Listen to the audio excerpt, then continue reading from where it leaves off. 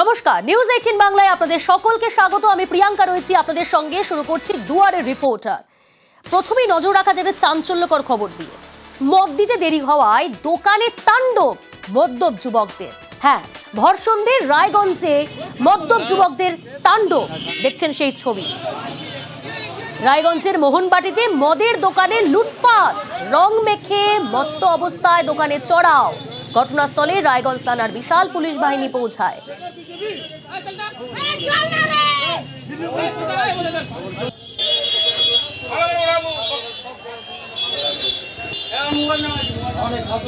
কি পরিস্থিতি, দোকানে পর্যন্ত ভাঙচুর চালায় মদ্যপ যুবকরা।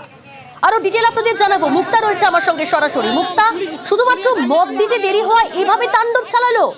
এখনো পর্যন্ত যারা তাণ্ডব চালিয়েছে কি ব্যবস্থা নিয়েছে পুলিশ? কাউকে গ্রেফতার বা আটক করতে পেরেছে? দেখো, রায়গঞ্জ শহরে সন্ধ্যাবেলায় মদ দিতে দেরি হওয়াতেই কিন্তু ব্যাপক তাণ্ডব চালালো সেই মদের দোকান। শুধু তাই নয়, এবং দামি দামি ব্র্যান্ডের কিন্তু মদ তারা কিন্তু নিয়ে চলে গেছে, এবং দেখা যাচ্ছে যে সেই দোকানে ব্যাপকভাবে ভাঙচুর চালায়, এবং তারা 30 থেকে 40 জন যুবক কিন্তু মুখে রং মেখে এসেছিল।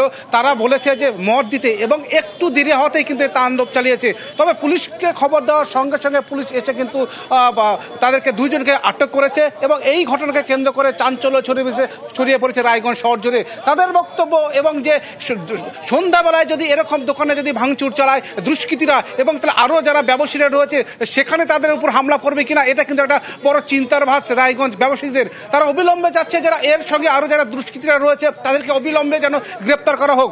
এবং সেটা তাই নয়, যে দেখা যাচ্ছে সেখানে হাজার হাজার মানুষের ভিড়, এবং মেন রাস্তা দিয়ে কিন্তু হাজার হাজার মানুষ চলাচল করছে। তার মাঝেই কিন্তু এই দুষ্কৃতীরা কিন্তু এইভাবেই তাণ্ডব চালালো রায়গঞ্জ শহরের উপরে। এবং বলা যেতেই পারে যে এত তাদের সাহস কোথায় থেকে পাচ্ছে, এবং এতে করে কিন্তু রায়গঞ্জের বাসিন্দারা এবং ব্যবসায়ী একেবারে কিন্তু আতঙ্কে ক্ষোভে ফেটে পড়ছে। যদি এই ঘটনায় কিন্তু চাঞ্চল্য ছড়িয়ে পড়ছে রায়গঞ্জ শহর জুড়ে, এবং ব্যবসায়ী মহল দাবি করছেন অবিলম্বে তাদেরকে গ্রেফতার করতে হবে। একেবারে ব্যবসায়ীদের মধ্যে একটা আতঙ্ক তৈরি হয়েছে, যেখানে মুখে রং মেখে মদ দিতে দেরি হওয়ায় দোকানে ঢুকে ভাঙচুর মদ্যপ যুবকদের। কোথায় বাড়ি, কোথায় আরসিটিভি গা হাত দিলেন কেন? লুটপাট করে অনেক রকম মাল নিয়ে গেছে, ভাঙচুরে যে কম্পিউটারে এটা ফেলে দিয়েছে। এই যে আপনারা দেখতে পাচ্ছেন, দেখুন প্রচুর বড় বোতল, প্রচুর না, আমি তো কিনতে পারছি না। সবাই ড্রিঙ্কস করে, সবাই যে যেরকম পাচ্ছে ভাঙচুর করে। কিচ্ছু সোনার ঘরে না, সামনে বাস ছিল, বাস দিয়ে ওরা দোকানে ভগবান জানে বাইক নিয়ে আসলে পুরো ভাঙচুর করে নিয়ে প্রচন্ড আতঙ্ক, সবাই আতঙ্ক। খড়দার দিকে নজর রাখি, সেখানে আবার আজব নিদান। নেতার অনুমতি ছাড়া বিয়ে নয়, আজব নিদান নেতার ছেলে। খড়দার ঘটনা, বাবার নামে নিদান জারি নেতার ছেলে। খড়দায় নেতার ছেলের রোষে প্রেমিক। আরো ডিটেল আপনাদের জানাবো, কেন এমন নিদান। সুবীর রয়েছে আমার সঙ্গে। সুবীর, কি কারণে এমন নিদান নেতার ছেলে? দেখো, খড়দহ বন্দিপুর পঞ্চায়েতের অন্তর্গত দোপেরে এলাকা, এবং সেই এলাকাতেই এলাকার একজন যুবক, সে এলাকারই একজন মহিলার সাথে প্রেম করত, এবং তাকে কয়েকদিন পরেই কিন্তু তার সাথে বিয়ে হওয়ার কথা ছিল। কিন্তু এলাকার যিনি পঞ্চায়েত সদস্য আছেন আলাউদ্দিন পুরকাইত, তার ছেলে পরিষ্কারভাবে বলেছে যে বাবা অর্থাৎ পঞ্চায়েত সদস্যের অনুমতি নিয়েই কিন্তু প্রেম করতে হবে, এবং বিয়ে করতে হলে তারই অনুমতি নিতে হবে। যদি এই না হয় তাহলে কিন্তু সমস্যা পড়তে পারেন তারা, এবং এই নিদান দেওয়া হয়েছিল। কিন্তু সেই যে আজহারউদ্দিন, যার ডাকনাম হচ্ছে আজগার আলী, সে কিন্তু পরিষ্কারভাবে এই তাদের কথা অমান্য করেছিল, এবং সেই কারণের জন্য তাকে কিন্তু বেধড়ক মারধর করা হয়। এবং যারা মারধর করেন তারা হচ্ছে পঞ্চায়েত সদস্য ছেলে এবং তার দলবলের লোকজন। এবং ইতিমধ্যে এই ঘটনায় রওরা থানায় অভিযোগ দায়ের করা হয়েছে।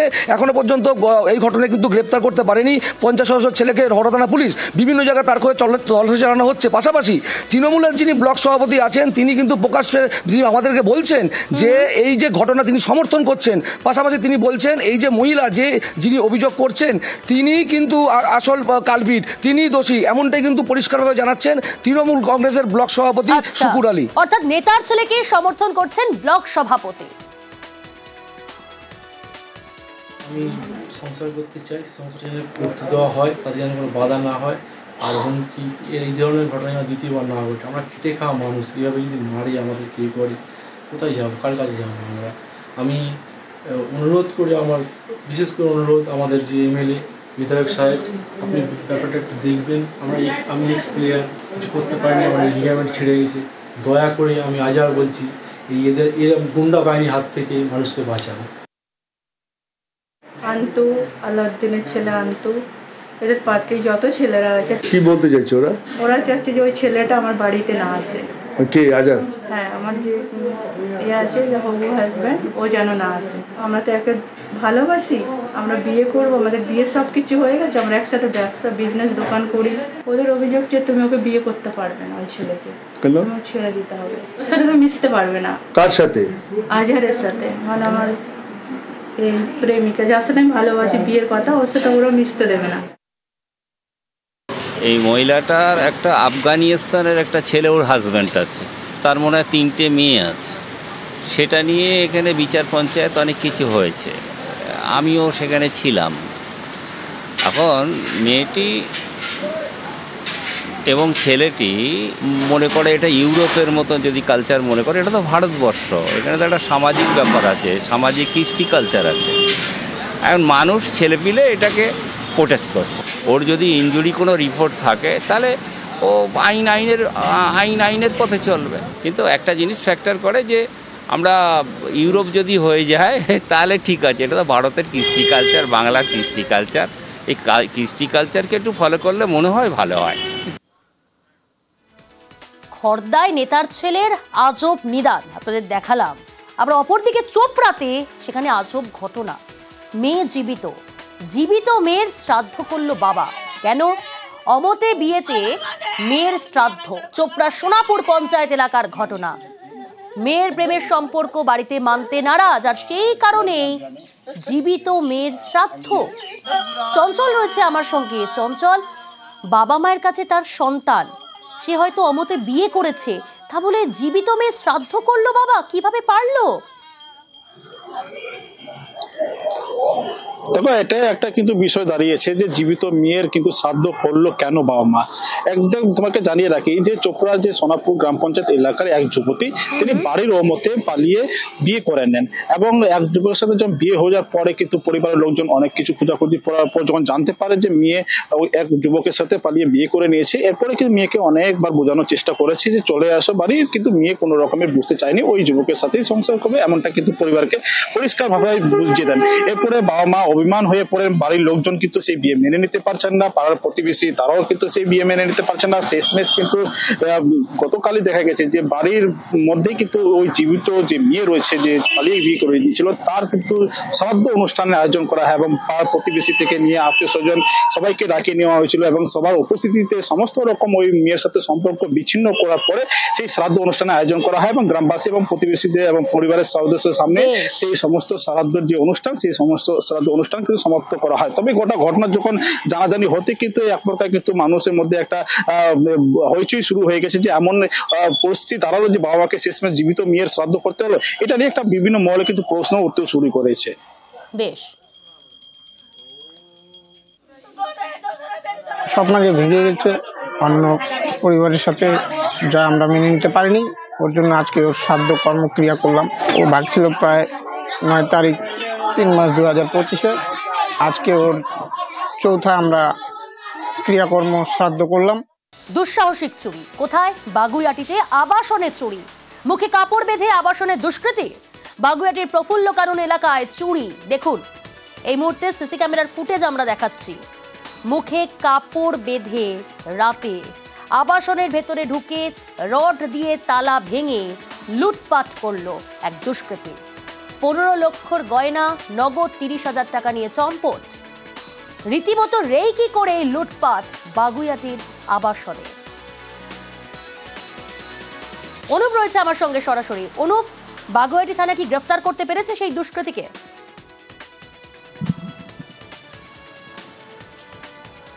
তবে এই ঘটনায় এখনো পর্যন্ত বাগুইআটি থানার পুলিশ কোনোভাবে কাউকে গ্রেপ্তার করতে পারেনি। এই যে ঘটনা, গত 12ই মার্চ তারা একেবারে পুরীর উদ্দেশ্যে ফ্যামিলি নিয়ে রওনা দিয়েছিল, প্রফুল্ল গাঁওয়ের বাসিন্দা এই গৃহকর্তা, এবং তার পরবর্তীতে যখন 15 থেকে তারা বাড়িতে ফেরে তাদের নজরে আসে যে বাড়ির সামনের অর্থাৎ গ্রিল ভাঙা আছে, এবং অন্যদিকে ঘরের মধ্যে যখন ঢোকে সেখানে লক্ষ্য করতে পারে যে বাড়ির মধ্যে ঘরের মধ্যে আলমারি একেবারে লণ্ডভণ্ড করা অবস্থায় রয়েছে। 15 লক্ষ টাকা সোনার গয়না, 30,000 টাকা ক্যাশ ছিল, একেবারে এইসব কিন্তু উধাও হয়ে গিয়েছে। এরপরেই তারা বাগুইআটি থানার দ্বারস্থ হয়। বাগুইআটি থানার পুলিশ অভিযোগ নেওয়ার পরেও কিন্তু এখনো পর্যন্ত কাউকে চিহ্নিত করতে পারেনি। ইতিমধ্যেই সেই ফুটেজ পুলিশ সংগ্রহ করেছে। ফুটেজে দেখা যাচ্ছে যে প্রত্যেকের মুখে কিন্তু একেবারে যখন বাড়িতে ঢুকছে লোহার রড দিয়ে কিন্তু একেবারে তালা ভাঙছে, তারপরে ভিতরে প্রবেশ করছে, প্রত্যেকের মুখে গেঞ্জি কাপড় দিয়ে মুখ মোড়া রয়েছে। এবং পুলিশ যেটা মনে করছে যে এই ঘটনার পিছনে গোটা আগে থেকেই কিন্তু বিষয় রেখি করা হয়েছিল, সেই কারণেই প্রত্যেকের মুখ ঢেকে এসেছিল। ইতিমধ্যে এই ফুটেজ নিয়ে পুলিশের পক্ষ থেকে তদন্ত শুরু করা হয়েছে, যদিও এখনও কাউকে শনাক্ত বা গ্রেপ্তারি পরোয়ানা কিন্তু গ্রেপ্তারি করতে পারেনি বাগুইআটি থানার পুলিশ। পুলিশের পক্ষ থেকে আশ্বস্ত করা হচ্ছে এই ঘটনায় খুব শীঘ্রই গ্রেপ্তার করা হবে অভিযুক্তদেরকে। বেশ, আমি রাতে বন্ধু ভাইয়ের ছেলের কাছে গেছিল, ওখান থেকে ঘুরে টুরে সকালে এসেছিল 15 তারিখে। দেখি ঘর ভাঙা, ঘরের মধ্যে ঢুকলে পুরো সব সামান সত্য সব পালং উপরে বেছা ছিল, আর এলবারি গেট ভাঙা ছিল, এলবারি লকার ভাঙা ছিল, যত জিনিসপত্র ছিল সবাই ভর্তি করে নিয়ে চলে গেছে। আমি ঘরে সব কোনো জিনিস বাকি একটা কাঁটেও রাখিনি, আমার টাকা পয়সা গয়না গাটি যা ছিল সব নিয়ে গেছে। আর এদিকে কলকাতায় ডাকাতি করতে আসছিল, ডাকাতির ছক বানচাল করে দিল পুলিশ। ডাকাতি করতে আসার পথেই গ্রেফতার করা হলো 7 দুষ্কৃতীকে। আরও ডিটেল আপনাদের জানাবো, অর্পণ রয়েছে আমার সঙ্গে। অর্পণ, ডাকাতির ছক বানচাল, কোথা থেকে গ্রেফতার করা হলো, কি কি জিনিস উদ্ধার করা হয়েছে তাদের কাছ থেকে? দেখো, বারুইপুর আমতলা রোডের বারুইপুর থানার টংতলা এলাকায় একটি সন্দেহভাজন গাড়িতে তল্লাশি চালানো হয় এবং সেখান থেকেই 7 জনকে গ্রেপ্তার করেছে। এই প্রত্যেকেই পুলিশের জেরায় তারা স্বীকার করেছে কলকাতায় বাইপাস লাগোয়া একটি এলাকায় তারা ডাকাতির উদ্দেশ্যে যাচ্ছিলেন, এবং সেই গাড়িতে সার্চ করে সেখান থেকে উদ্ধার হয়েছে একটি অতিরিক্ত নম্বর প্লেট, যেটি তাদের পরিকল্পনা ছিল যে ডাকাতির পর সেই নাম্বার প্লেট অর্থাৎ যে গাড়ি নিয়ে যাচ্ছিল সেই গাড়ির নাম্বার প্লেট পরিবর্তন করে তারা ফিরে আসবে, এবং সেখান থেকে আগ্নেয়াস্ত্র, ধারালো অস্ত্র এবং তালা ভাঙা এবং গ্রিল কাটার জন্য একাধিক যন্ত্র তাদের কাছ থেকে উদ্ধার করেছে। প্রত্যেকেই দক্ষিণ 24 পরগনার বাসিন্দা। একজন আছে কুলতলি, কুলপি এবং বকুলতলা থানা এলাকার 4 জন, মোট 7 জনকে গ্রেপ্তার করা হয়েছে। বাজেয়াপ্ত করা হয়েছে গাড়িটি, এবং এই যে ডাকাত দল তারা কলকাতায় কোনো একটি বাইপাস সংলগ্ন এলাকায় তারা ডাকাতির উদ্দেশ্যে যাচ্ছিল, এমনটাই প্রাথমিকভাবে পুলিশের কাছে তারা জবানবন্দি দিয়েছে। আজ বারুইপুর মহকুমা আদালতে পেশ করা হলে ধৃত 6 জনের পুলিশ হেফাজতের নির্দেশ দিয়েছে, এবং একজনকে নিজেদের হেফাজতে নিয়ে পুলিশ তাদের পরবর্তী যে কোথায় তারা যাচ্ছিল এবং কতজন তারা ছিলেন সেই বিষয়ে তদন্ত আগিয়ে নিয়ে যাবে। বেশ,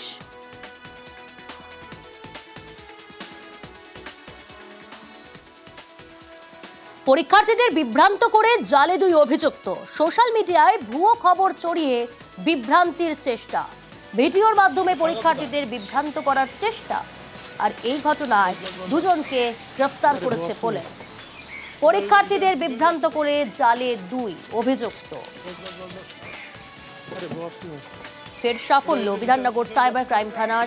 পরীক্ষার্থীদের বিভ্রান্ত করে জালে 2, সোশ্যাল মিডিয়ায় ভুয়ো খবর ছড়িয়ে বিভ্রান্তির চেষ্টা, ভিডিওর মাধ্যমে পরীক্ষার্থীদের বিভ্রান্ত করার চেষ্টা। উচ্চ মাধ্যমিক শিক্ষা সংসদের অভিযোগেই গ্রেফতার করা হলো 2 অভিযুক্তকে। আরও ডিটেল আপনাদের জানাবো, অনুপ রয়েছে আমার সঙ্গে। অনুপ, পরীক্ষার্থীদের বিভ্রান্ত করে জালে 2 অভিযুক্ত, আবারও ফের বড়সড় সাফল্য বিধাননগর সাইবার ক্রাইম থানার। কিন্তু শুধুমাত্র কি পরীক্ষার্থীদেরই টার্গেট করা হতো?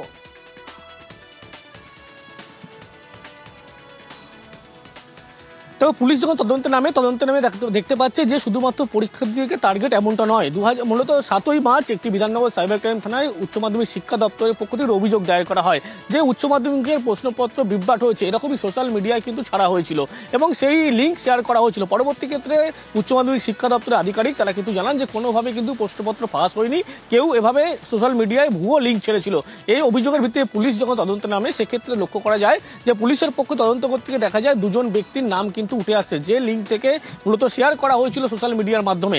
এবং প্রথমে পুরুলিয়ার বাসিন্দা, তাকে যখন গ্রেপ্তার করে সেক্ষেত্রে জানতে পারা যায় যে আরও এক ব্যক্তির সঙ্গে সরাসরি তার যোগসূত্র হয়েছিল, যেমন মুর্শিদাবাদের বাসিন্দা।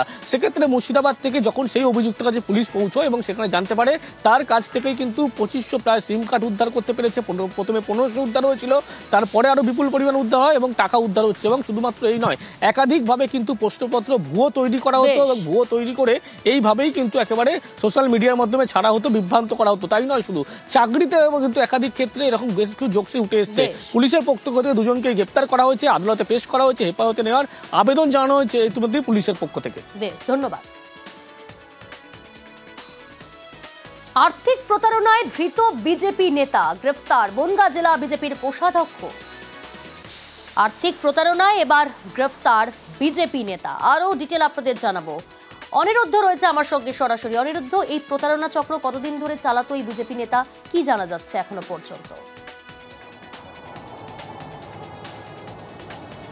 দেখো প্রিয়াঙ্কা, উত্তর 24 পরগনার বনগাঁ জেলা বিজেপির কোষাধ্যক্ষ লক্ষণ ঘোষকে পুরনো একটি প্রতারণার মামলায়, আর্থিক প্রতারণার মামলায় বনগাঁ থানার পুলিশ গত মঙ্গলবার গ্রেপ্তার করে। এবং এই লক্ষণ ঘোষকে গ্রেপ্তার করবার পরেই রাজনৈতিক পারদ চড়তে থাকে বনগাঁ জুড়ে। বনগাঁ জেলা তৃণমূল কংগ্রেসের সভাপতি বিশ্বজিৎ দাস দাবি করেন যে তিনি তোলা তুলতেন এবং চাকরি দেওয়ার নাম করে প্রতারণা করবার জন্যই তাকে গ্রেপ্তার করা হয়েছে। এবং এই বিজেপি নেতা জেলা বিজেপি সভাপতি তার অনুগামী এবং বনগাঁ সাংসদের অনুগামী বলেও তিনি দাবি করেন। যদিও এই বিষয়ে পুরোপুরি অস্বীকার করেছেন বনগাঁ জেলা বিজেপি সভাপতি দেবদাস মণ্ডল। তিনি বলেছেন, আমি বিজেপি করতাম। এই যে বিজেপি নেতার নাম উঠেছে বা যিনি আর্থিক প্রতারণার দায়ে গ্রেপ্তার হয়েছে, এই লক্ষণ ঘোষ, তিনি অফিসের সেক্রেটারিও ছিলেন বটে, কিন্তু তার সঙ্গে রাজনৈতিক পরিচয় থাকতে পারে, কিন্তু কোনো ব্যক্তিগত পরিচয় তার নেই। এবং কোনো ব্যক্তি রাজনীতি করছেন বলেই যে দল তার দায় নেবে সেরকম নয়। তিনি ব্যক্তিগতভাবে যদি দোষ করে থাকে, আইনের ঊর্ধ্বে কেউ নয়। তিনি যদি দোষী হয়ে থাকে অবশ্যই পুলিশ তার বিরুদ্ধে ব্যবস্থা নেবে, তেমনই কিন্তু দাবি করেছেন জেলা বিজেপি সভাপতি। একদম কিন্তু এই বিষয় নিয়েই সোচ্চার হয়েছে বনগাঁ জুড়ে। কারণ এই যে বিজেপি নেতা গ্রেপ্তার হয়েছে তার বিরুদ্ধে অভিযোগ তিনি চাকরি দেওয়ার নাম করে প্রায় লক্ষাধিক টাকা প্রতারণা করেছেন এবং পুরনো মামলার জন্যই তাকে গ্রেপ্তার করা হয়েছে এবং পুলিশের পক্ষ থেকে তাকে আদালতে পাঠানো হয়েছে। তিনি জেল কাস্টডিতে রয়েছেন বলেও পুলিশ সূত্রে খবর রয়েছে। ধন্যবাদ। দীর্ঘদিন ধরে চাকরি দেবার নাম করে, অন্য কাজ পাইয়ে দেবার নাম করে মানুষের কাছ থেকে টাকা তুলছিল, চাকরি দেওয়া নিয়ে এরকম একাধিক রয়েছে। দেবদাস এবং শান্তনু ঠাকুর এই ধরনের মানুষদের দলে পয়সার বিনিময়ে পদ দিয়ে এদের দিয়ে তোলাটা তোলে। পঞ্চায়েত থেকে শুরু করে সমস্ত জনপ্রতিনিধি, ওদের ক্যান্ডিডেট করতে গেলে পয়সা দিতে হয়, পার্টির পদ নিতে গেলে পয়সা দিতে হয়। আপাতমস্ত দুর্নীতিগ্রস্ত দল বিজেপি করে, অস্বীকার করার কোনো জায়গা নেই। তার এটা দীর্ঘ পুরনো কেস, তার ওয়ারেন্ট হয়েছে, সে কোর্টে হয়তো তদবির করেনি, যার জন্য ওয়ারেন্টটা বেরিয়ে গেছে, পুলিশ তাকে নিয়ে এসছে। আর যদি সে কোনো অর্থনৈতিক তছরূপ করে, এর জন্য তো পার্টি দায়ী নয়, এর জন্য পার্টি দায়ী থাকবে কেন? তার ব্যক্তিগত ব্যাপার, সে কোথায় কি করবে তার দায়িত্ব কি পার্টির? মদ্যপানের প্রতিবাদ করায় হামলা, সস্ত্রীক আরপিএফ কর্মীর উপর হামলা। আলিপুরদুয়ারের ঘটনা, আলিপুরদুয়ারের ডিএস কলোনির ঘটনা। আরপিএফ কর্মীকে মারধরের অভিযোগ।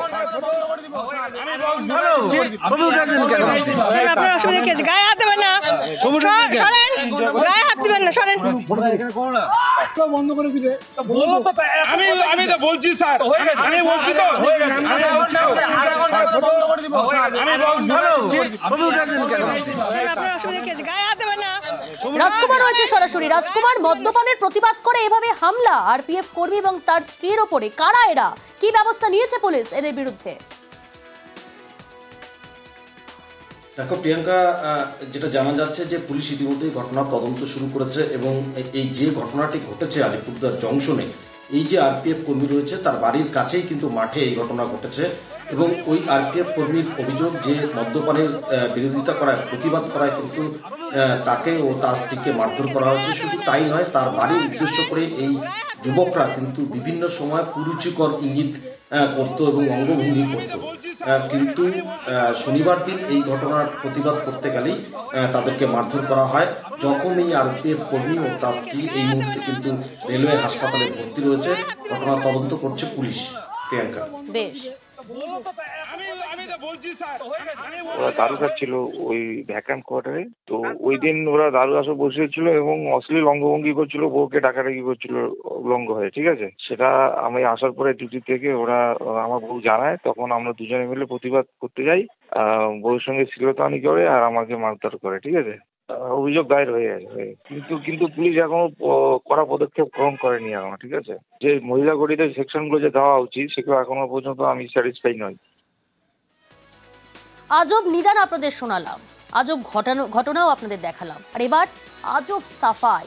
কি মদ্যপ বাইক আরোহীর সাফাই। বলছে দোলে নেশা করে বাইক চালালে ক্ষতি কি? শান্তিপুরে মদ্যপ বাইক আরোহীকে পাকড়াও করেছে পুলিশ। কি আজব সাফাই। ট্রাফিক পুলিশের কাছেই সাফাই দুই যুবকের। পুলিশ তো বলছে আপনারা ড্রিঙ্ক করে বাইক চালাচ্ছেন। হালকা ড্রিঙ্ক অবশ্যই করেছি, একটা দুটো বিয়ার তো অবশ্যই খাবো, আমরা 4-5টা বিয়ার তো অবশ্যই খাবো। বাইকের তো সাইলেন্সারের পাইপও নেই আপনাদের। সার্ভিসিংয়ে দিয়েছিলেন, তারপর ওখানে আমাদের খুলে রেখেছেন। তো আমরা কি করবো, বাইক তো আমাদের লাগবে, পায়ে হেঁটে তো আমরা বিদ্যানন্দপুর থেকে এখানে আসা সম্ভব না, না স্যার। রঞ্জিত রয়েছে আমার সঙ্গে সরাসরি। রঞ্জিত, তো আজব সাফাই। বলছে দোলে নেশা করে বাইক চালালে ক্ষতি কি, হালকা ড্রিঙ্ক করলে ক্ষতি কি? বডি ল্যাঙ্গুয়েজ দেখে তো মনে হচ্ছে সত্যি মদ্যপ যুবকের এই আজব সাফাই।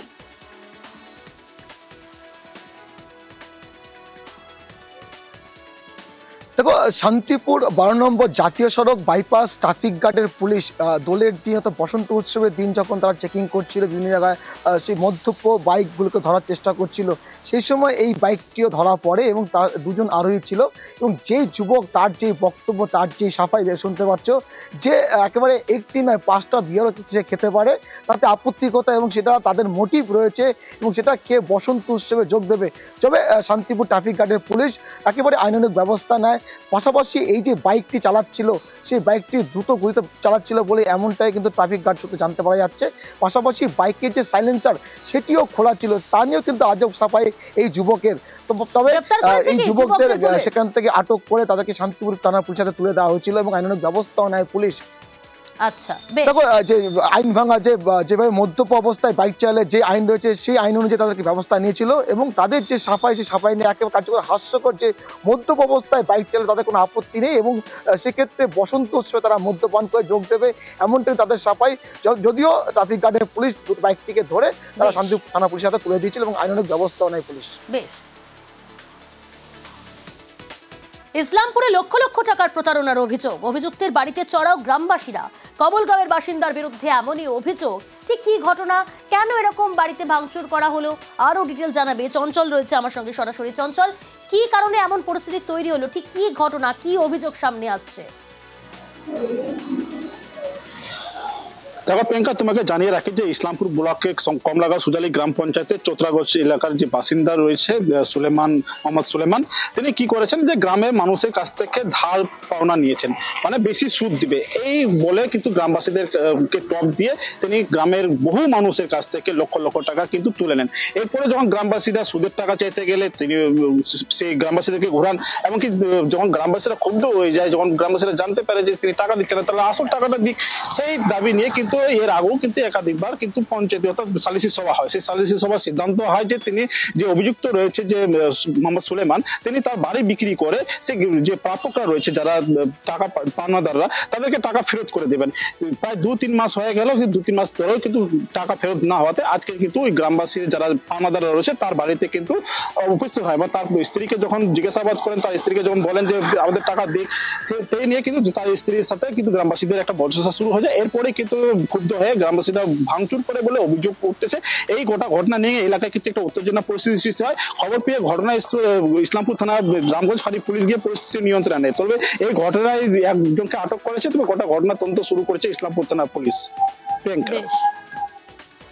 টাকা নিয়েছে সুলেমান। কার কাছ থেকে নিয়েছে? অনেকের কাছে নিয়েছে। কিসের জন্য নিয়েছে টাকাটা? টাকাটা ও ঘর বানবার জন্য নিয়েছে। মোট কত টাকা হবে? 1 কোটি টাকার মতো নিয়েছে। ও ভাঙেছে, নিজে ভাঙে, তারপরে বালা ফেলেছে এদের লোকের পরে। কতগুলো লোক আসছিল? অনেকগুলো বউ বাচ্চা সবাইকে নিয়ে আসলো। কেন ভাঙছে জানি না, আমি বাড়িতে একাই ছিলাম, সবকিছু ভাঙে দিয়েছে। পুলিশ না এলে আমি মরে যেতাম।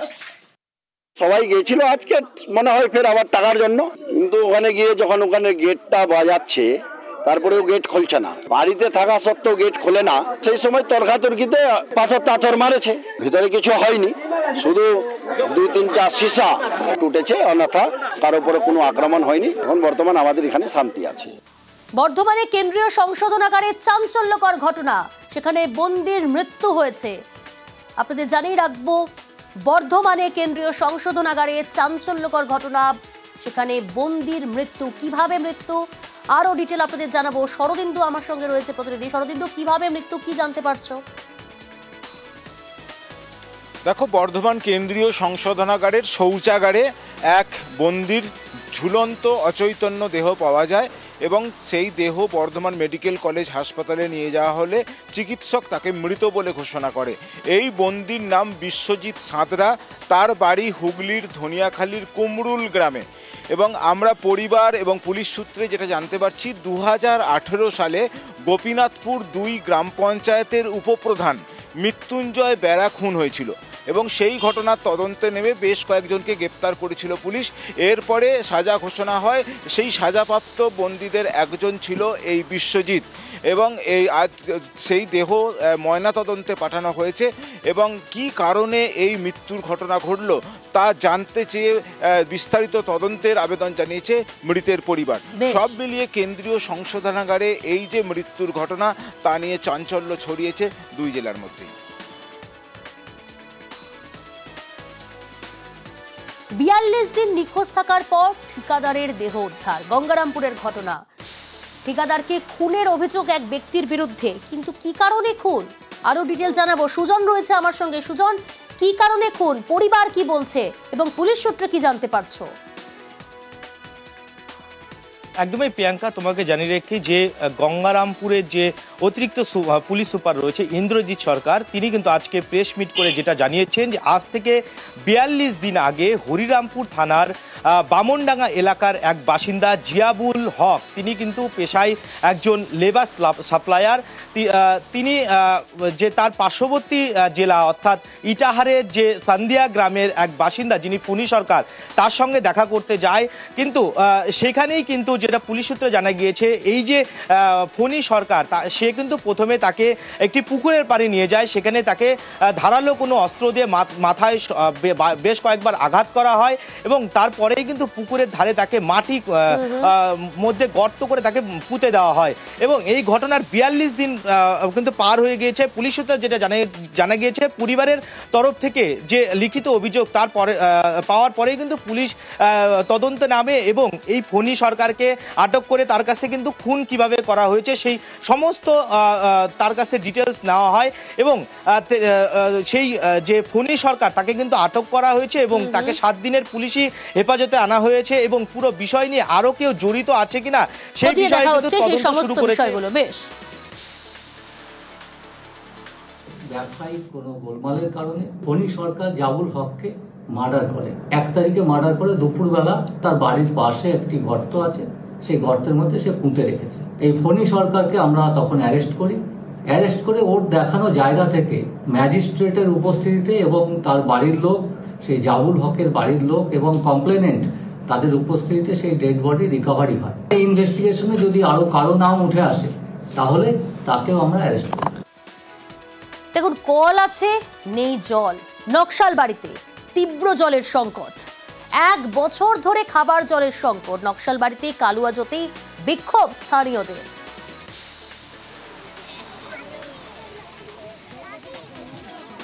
এখানে পাইপ গাড়ানো হয়েছে কিন্তু জল নাই, জলের সমস্যা দীর্ঘদিন, 1 বছর, প্রায় 1 বছর থেকে প্রায় বেশি হলো, কিন্তু জল কেউ পায় না। 300 থেকে 400 লোক এসে জল খায় এই কলে, যেখানে জল সাপ্লাই করে ওখান থেকে জল নিয়ে আসতে লাগে দূরে। আমাদের কালুয়াজোতে জল ঢুকে নাই, আমাদের জলের অনেক কষ্ট হচ্ছে।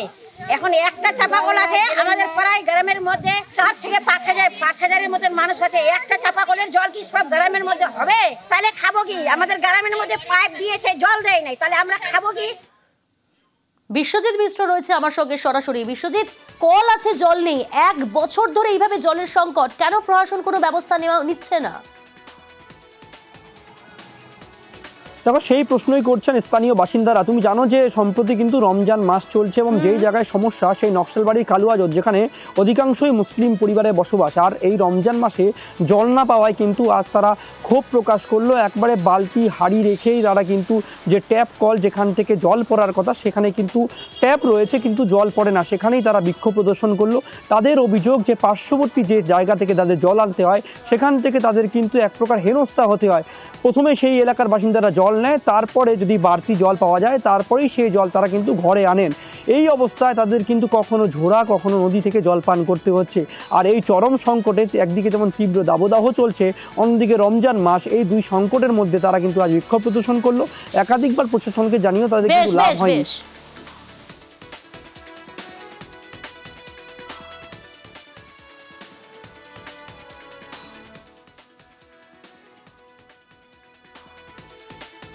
এখানে পাইপ গাড়ানো হয়েছে কিন্তু জল নাই, জলের সমস্যা দীর্ঘদিন প্রায় এক বছর থেকে প্রায় বেশি হলো, কিন্তু জল কেউ পায় না। 300 থেকে 400 লোক এসে জল খায় এই কলে, যেখানে জল সাপ্লাই করে ওখান থেকে জল নিয়ে আসতে লাগে দূরে। আমাদের কালুয়াজোতে জল ঢুকে নাই, আমাদের জলের অনেক কষ্ট হচ্ছে। এখন একটা চাপাকল আছে আমাদের প্রায় গ্রামের মধ্যে 4 থেকে 5,000 মতন মানুষ আছে। একটা চাপাকলের জল কি সব গ্রামের মধ্যে হবে? তাহলে খাবো কি? আমাদের গ্রামের মধ্যে পাইপ দিয়েছে, জল দেয় নাই, তাহলে আমরা খাবো কি?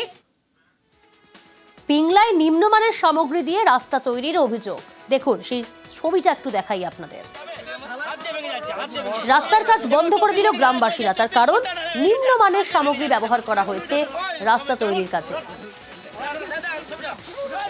এই খবর আমরা দেখাই, আর এই নিউজ 18 বাংলার খবরের জেরের পরই তৎপর হয় প্রশাসন। রাস্তার নমুনা সংগ্রহ শুরু করলো সেচ দফতর।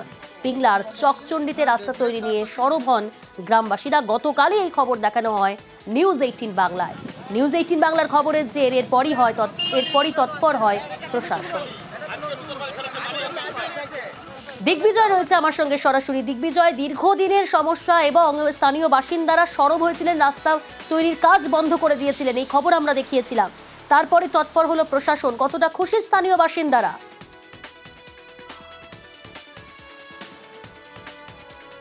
দেখো প্রিয়াঙ্কা, জানিয়ে রাখি এই নিয়ে কিন্তু পিংলার যারা মানুষজন রয়েছে, যারা ওই এলাকার মানুষজন রয়েছে, যাদেরকে প্রত্যেকদিন যাতায়াত করতে হয়, তারা কিন্তু যথেষ্ট খুশি। গতকাল আমরা পিংলার যে চকচন্ডি এলাকা, যেখানে সেচ দপ্তরের স্লুইস গেট তৈরি করা হয়েছে, তার কানেক্টিং এর যে রাস্তা সেটি ঢালাইয়ের কাজ হচ্ছিল এবং সেখানেই নিম্নমানের কাজ হচ্ছিল, সেই অভিযোগ তুলেই সরব হয় এলাকাবাসী এবং তারা কাজ আটকে তারা বিক্ষোভ দেখায়, এমনকি তারা অবরোধ করে। সেই সময় ভিডিও জানিয়ে দিয়েছিলেন যে কাজ আর হবে না, আমরা নতুনভাবে কাজ করব, সেচ দপ্তরকে জানানো হয়েছে। সেই খবর আমরা দেখানোর 24 ঘন্টা কাটে না কাটতেই কিন্তু তৎপর হলো প্রশাসন এবং সেচ দপ্তর। আজকে ওই এলাকায় গিয়ে সেচ দপ্তরের অ্যাসিস্ট্যান্ট ইঞ্জিনিয়ার, এসও, বিডিও সহ জনপ্রতিনিধিরা তারা গিয়ে ওই এলাকায় নমুনা সংগ্রহ করে এসেছে। বেনিফিশিয়ারি তৈরি করে আবার নতুন করে কাজ হবে এবং সঠিকভাবে কাজ হবে, এও আশ্বাস করা হয় প্রশাসনের পক্ষ থেকে। তাই রীতিমতো কিন্তু এলাকার মানুষজন খুশি, তারা নিউজ 18 বাংলাকেও ধন্যবাদ জানিয়েছে। প্রিয়াঙ্কা, বেশ, ব্রিজের উপরে যে রাস্তাটা ছিল সেই রাস্তাটাতে যিনি এজেন্সি বা তারা যারা কাজ ছিল, কাজের মানটা ভালো ছিল না। তাই এক্সিকিউটিভ ইঞ্জিনিয়ার আসছেন, চিফ ইঞ্জিনিয়ার আসছেন, এসডিও সাহেব আছেন, এসও সাহেব সবাই আসছেন ইরিগেশন দপ্তর থেকে, এবং সেই সঙ্গে আমাদের পঞ্চায়েত সমিতির সভাপতি আছেন, বিডিও সাহেব আছেন এবং ওসির প্রতিনিধি হিসাবে আমাদের অফিসার আছেন, এছাড়াও আরও সবাই আছে, এলাকার গ্রামবাসীরা সবাই আছে। সবাইয়ের একটাই দাবি, বা আমাদের যে দপ্তরে যে আধিকারিক আছেন ওনাদেরও দাবি যে কাজটা খুব সুন্দর করে দেওয়া হবে এবং যাতে এলাকার স্বার্থে, এলাকার যাতায়াতের স্বার্থে এবং জল নিকাশির স্বার্থে সব রকম ব্যবস্থা করা যায়, ওনারা করে দিবেন এইভাবে আশ্বাস দিয়েছে। একই কাণ্ড বলুন তো, সাপ নিয়ে শটান হাসপাতালে পৌঁছে গেলেন বৃদ্ধ। সুরস্থল বাসন্তী গ্রামীণ হাসপাতালে বৃদ্ধ গেলেন সাপকে সঙ্গে নিয়ে, কিন্তু কেন? ডিটেল জানাবো, অনুপ রয়েছে আমার সঙ্গে। অনুপ, কি কারণে সাপকে সঙ্গে নিয়ে হাসপাতালে পৌঁছলেন বৃদ্ধ? কি ঘটনা, কি কারণ?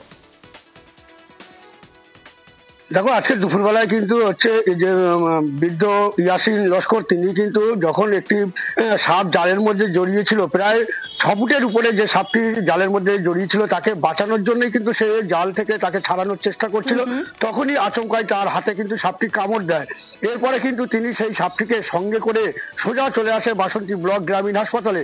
তবে এই সাপকে সঙ্গে নিয়ে আসায় কিন্তু হাসপাতালের মধ্যে কিন্তু হুলুস তুলুস বেঁধে যায়, কারণ যেভাবে তিনি সাপটি সঙ্গে করে নিয়ে এসছেন এবং যেভাবে তিনি চিকিৎসকের কাছে সাপটি নিয়ে গেছেন সেইটি দেখেও কিন্তু চিকিৎসকের চক্ষু চড়ক গাছ, কারণ সাপ নিয়ে সোজা হাসপাতালে, তাহলে জ্যান্ত একটি সাপ, যে সাপটি কিন্তু 6 ফুটের উপরেই হচ্ছে সাপটি রয়েছে, সেই সাপটিকে নিয়ে তিনি চিকিৎসা করাতে আসেন।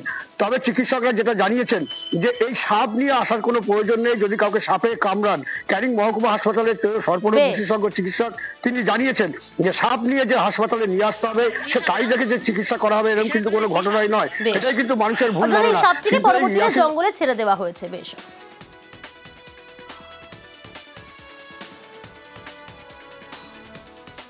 ঝড়খালিতে বাঘের মৃত্যু হয়েছে, ব্যাঘ্র পুনর্বাসন কেন্দ্রে বাঘের মৃত্যু। অনুপ রয়েছে আমার সঙ্গে সরাসরি। অনুপ, কি কারণে বাঘের মৃত্যু, বন দফতর কি জানাচ্ছে? দেখো, সূত্র মারফত যেটা আমরা জানতে পারছি যে বার্ধক্যজনিত কারণেই হয়তো এই বাঘটির মৃত্যু হয়েছে। 2012 সালে রাজ্যের মুখ্যমন্ত্রী মাননীয় মমতা বন্দ্যোপাধ্যায় সুন্দরবনের এই ঝড়খালিতে কিন্তু একটি ব্যাঘ্র পুনর্বাসন কেন্দ্র উদ্বোধন করেন। সেই থেকেই কিন্তু এই ব্যাঘ্র পুনর্বাসন কেন্দ্রে কিন্তু বাঘ রয়েছে এবং প্রচুর মানুষজন কিন্তু এখানে কিন্তু আসেন।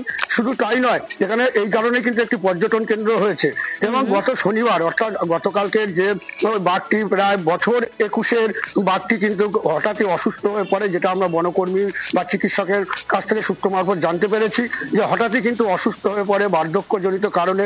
তবে বাঘটি কিন্তু খাওয়া দাওয়া বন্ধ করে দিয়েছিল এমনই তারা জানিয়েছেন। এই ঘটনায় কিন্তু তারা কিন্তু এই বাঘটিকে তরল খাবার দেওয়ার চেষ্টা করেছিল, তবে বাঘটি সেই খাবারও কিন্তু খেত না। অর্থাৎ বেশ কয়েকদিন ধরে অসুস্থ ছিল বাঘটি, অবশেষে আজ মৃত্যু হয়েছে তার, এমনটাই জানাচ্ছে বন দফতর।